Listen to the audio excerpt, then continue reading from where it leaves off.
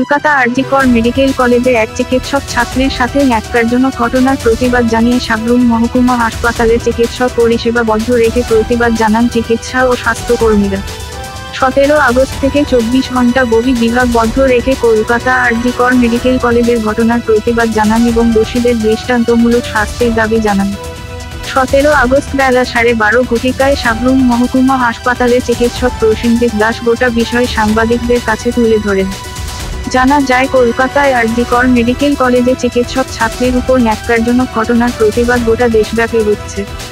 গোটা দেশব্যাপী আইএমএ ডাকে প্রতিবাদের ডাক দিয়েছেন।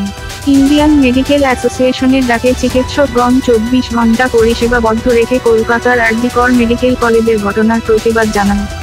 সাবরুম মহকুমা হাসপাতালের চিকিৎসকরা হাসপাতালের বহির্বিভাগ বন্ধ রেখেছেন, একমাত্র আপদকালীন পরিষেবা চালু রেখেছেন।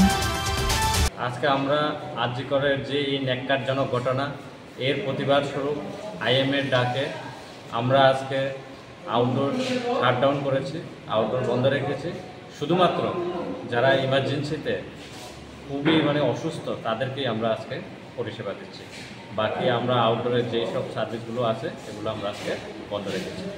এটাই গোটা দেশব্যাপী হচ্ছে, এটা পুরা ত্রিপুরা রাজ্যে এবং গোটা দেশে আজকে আইএমএর ডাকে আমাদের স্বাস্থ্য পরিষেবা যে বহির্বিভাগ পুরোটাই বন্ধ থাকবে।